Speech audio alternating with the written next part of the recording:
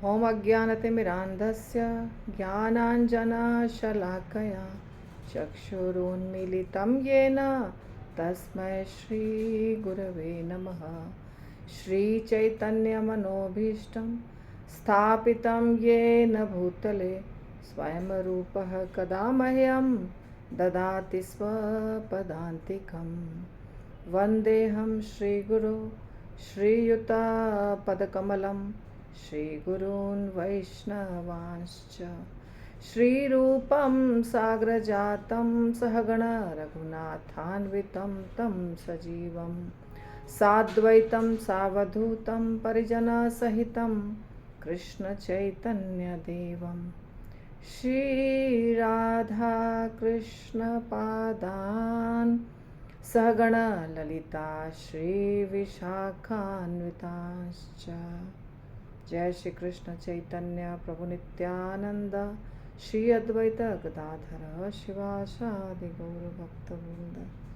हरे कृष्ण कृष्ण कृष्ण हरे हरे, हरे राम राम राम हरे हरे।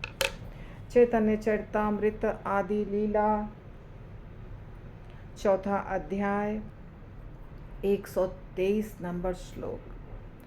ना जानी राधार प्रेमे आछे कतो बल, जे बोले मारे कौरे सर्वदा विह्वल। बहुत सुंदर प्रसंग चल रहा है, बहुत सुंदर मतलब अति सुंदर।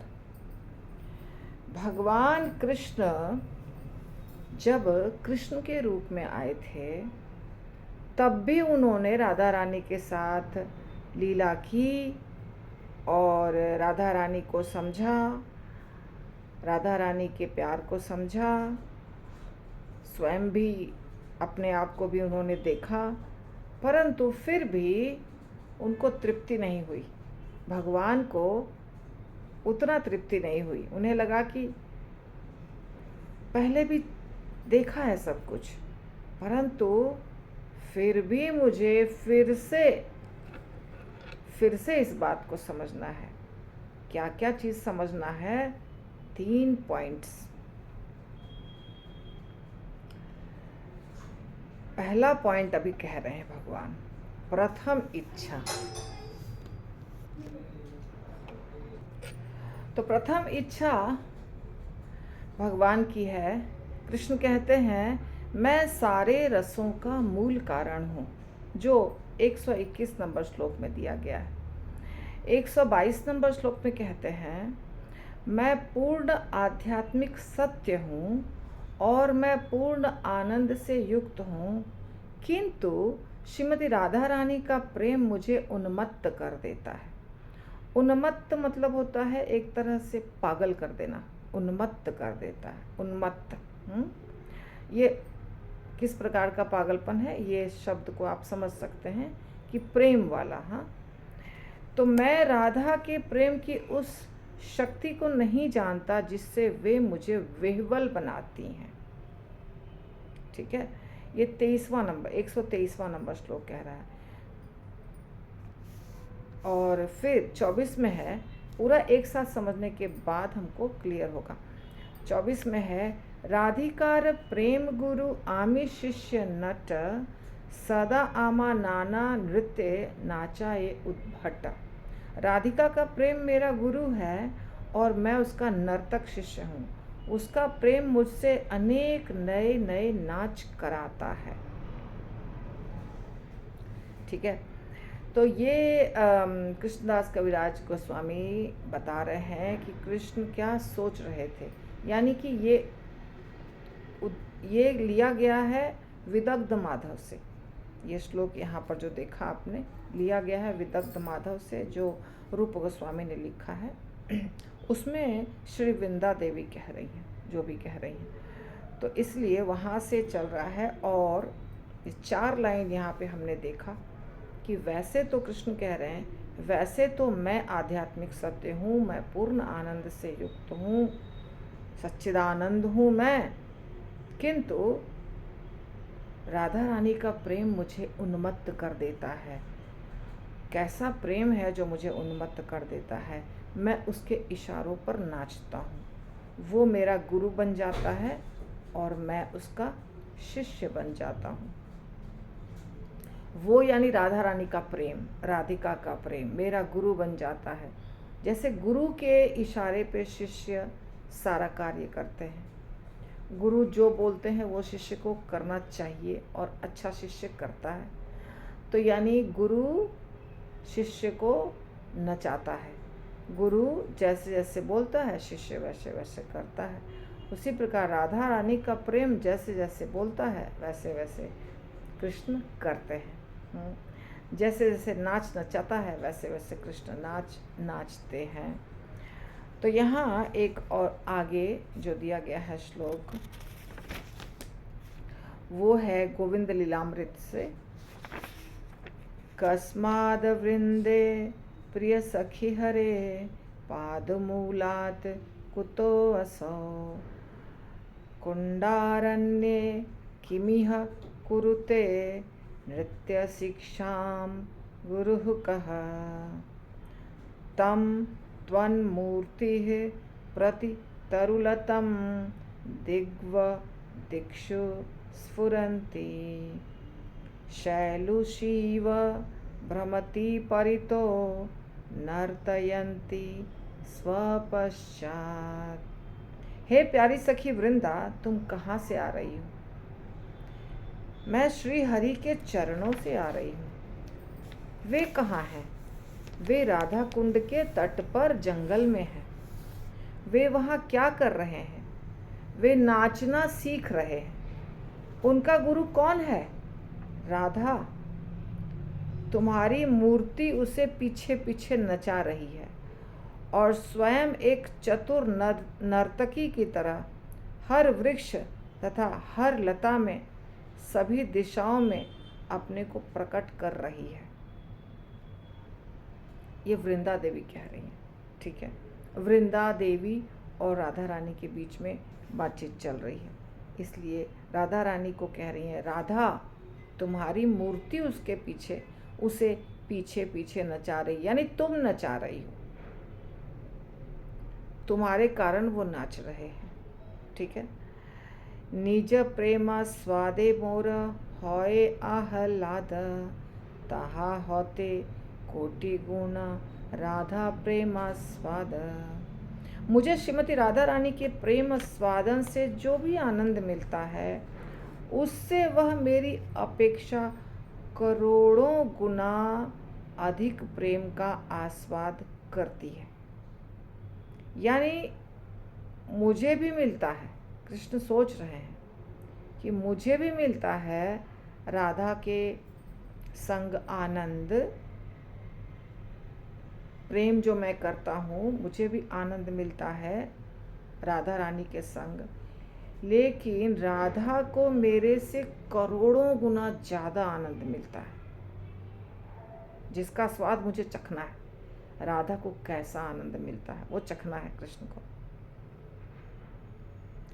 आमी जैसे परस्पर विरुद्ध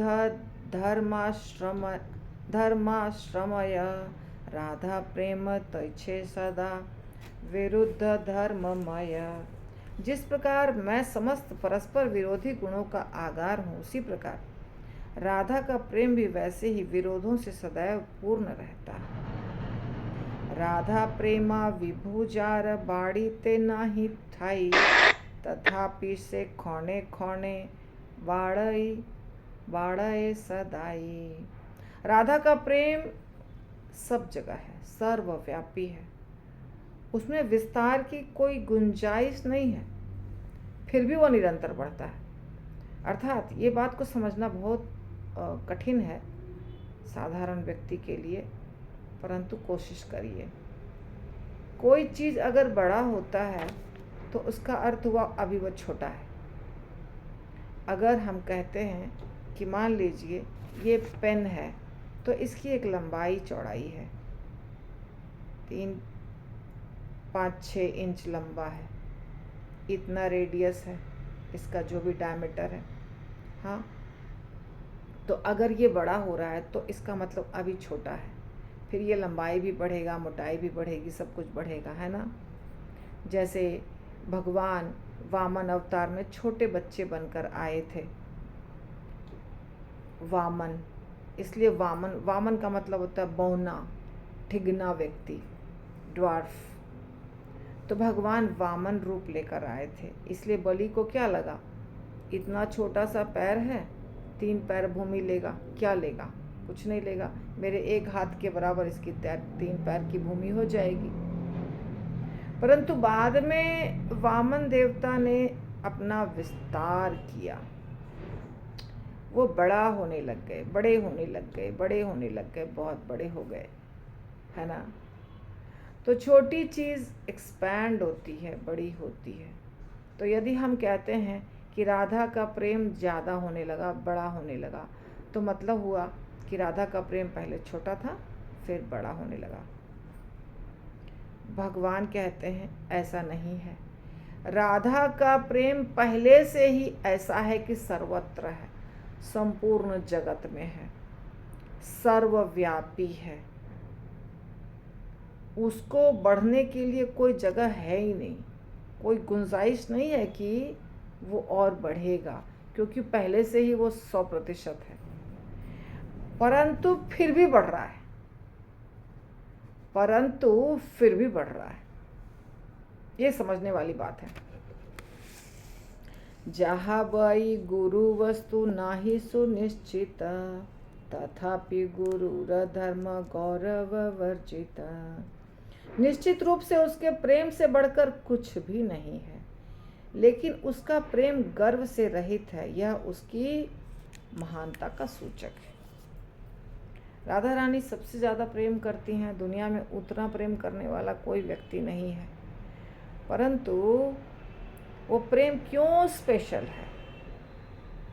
स्पेशल इसलिए है कि उनको गर्व नहीं है कि मैं प्रेम करती हूँ, गर्व नाम की चीज़ है ही नहीं, राधा रानी के पास गर्व नहीं है, गौरव वर्जित।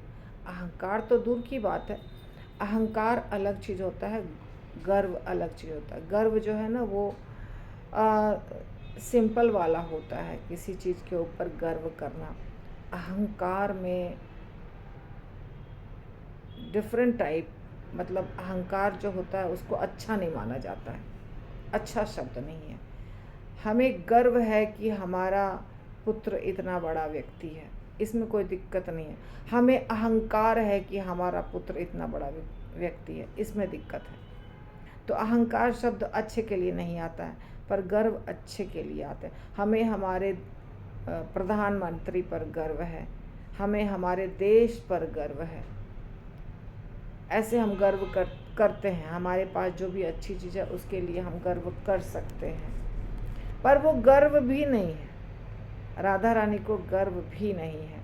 इसीलिए उनका प्रेम बहुत महान है और राधा रानी बहुत महान है। जहाँ होते सुनिर्मल द्वितीय नाही यार, तथापि सर्वदा वाम्य वक्र व्यवहार। उसके प्रेम से बढ़कर कुछ भी नहीं है, किंतु उसका आचरण सदैव विकृत एवं कुटिल रहता है। ये देखिए कितना समझना है, कितनी चीज़ें समझनी है।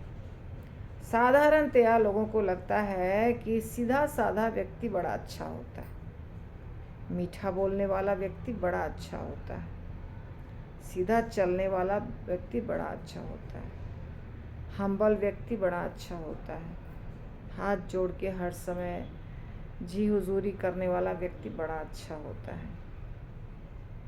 कृष्ण कह रहे हैं कि राधा इतना ज़्यादा प्रेम करती है कि उसके प्रेम से बढ़कर दुनिया में और कुछ नहीं है।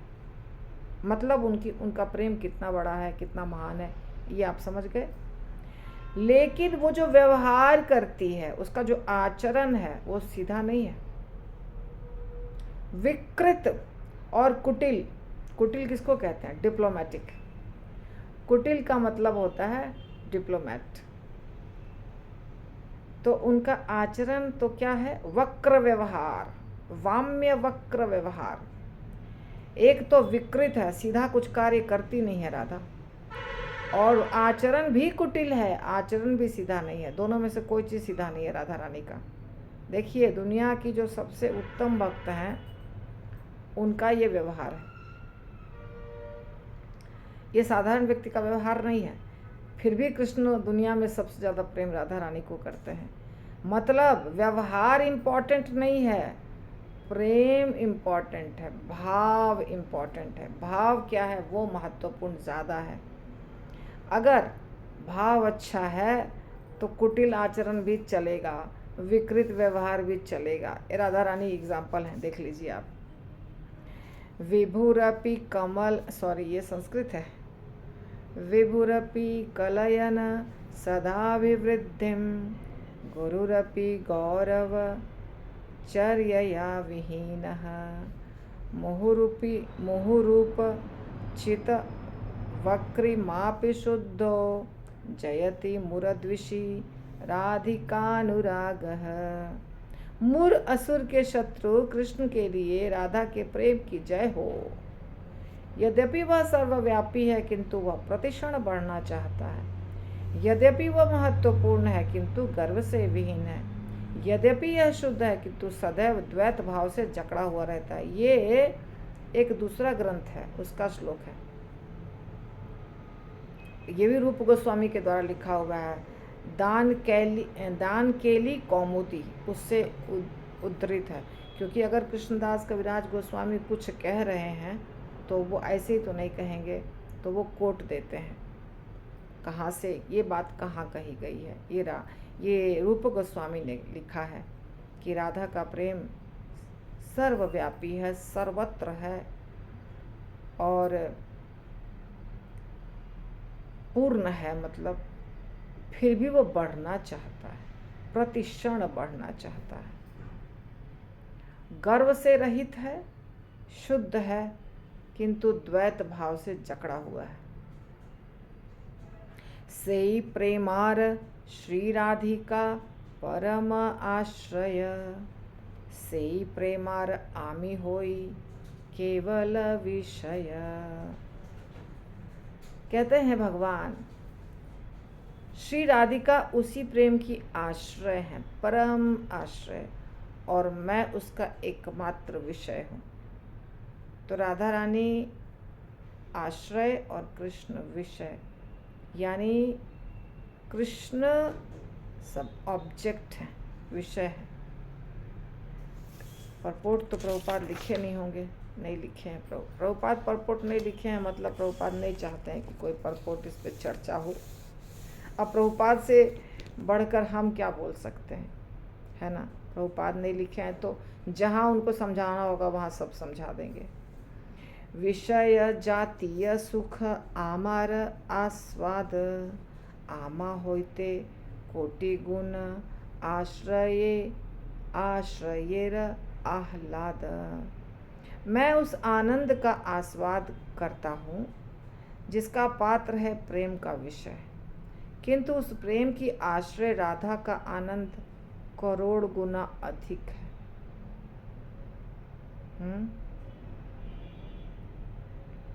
तो भगवान तो आनंद कर ही रहे हैं, राधा रानी कृष्ण से प्रेम करती हैं और कृष्ण आनंद कर रहे हैं, आनंद उठा रहे हैं।